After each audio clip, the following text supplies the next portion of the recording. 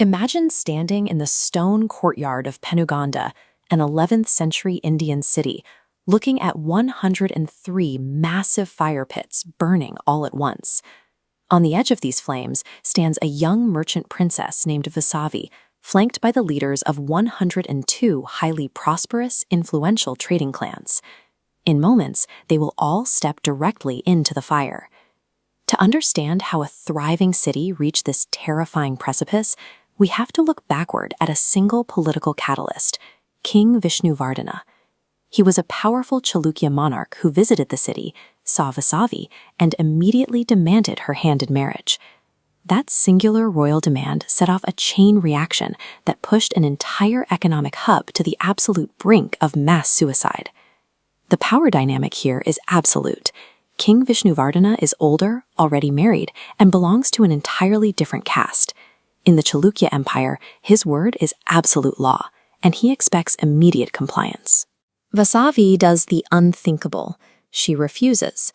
She makes it clear that she intends to protect her personal autonomy and dedicate her life to spiritual philosophy and the arts, not a forced political marriage.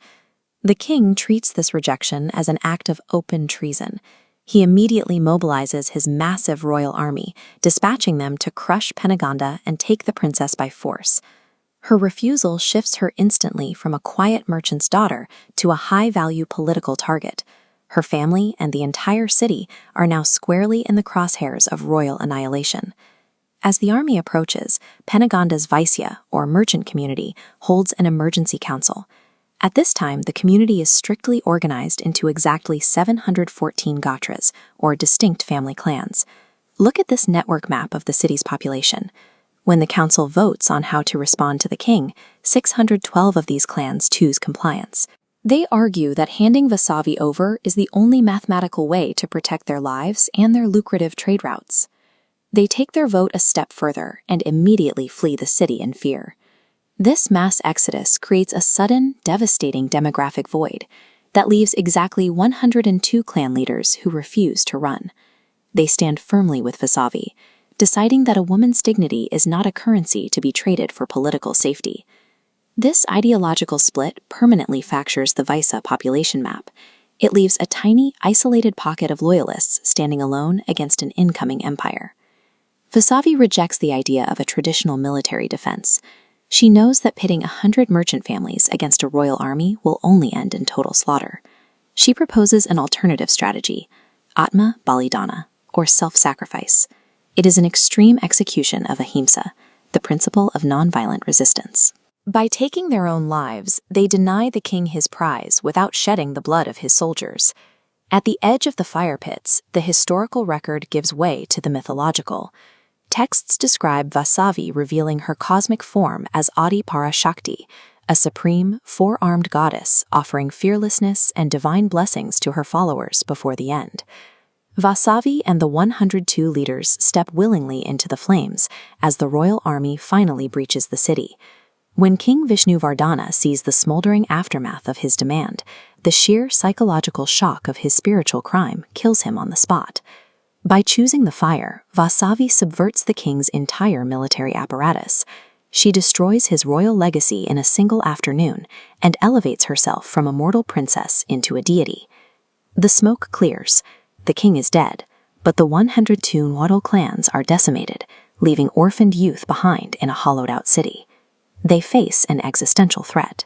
How does this tiny remnant survive, reproduce, and preserve their wealth when they absolutely refuse to intermarry with the 612 clans who abandoned them?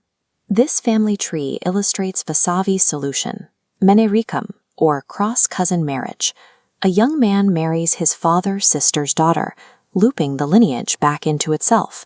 This closed-loop system kept their wealth circulating internally, building robust joint families and strictly preserving the 102 loyal bloodlines. Menerikam served as a highly effective mathematical survival strategy designed to pull a decimated community back from the edge of demographic collapse. Over the centuries, Vasavi transitioned into a unifying pan-sect deity. Today, Shaivites venerate her as an incarnation of Parvati, Vaishnavites as Lakshmi, and Jains honor her as Shanti Matha, the Mother of Peace. look at the scale of this complex in Penuganda. This sprawling pilgrimage center was actually built by Vasavi's surviving brother, working alongside Raja Narendra, the repentant son of the very king who caused the horrific tragedy in the first place. Inside the main sanctum, Vasavi is enshrined permanently alongside 101 lingams, one specific marker for every clan leader who stood with her at the fire. Today, these temples operate as active centers of worship. They stand as enduring architectural monuments to a woman's absolute right to consent and the unbreakable resilience of the community that burned rather than surrendered.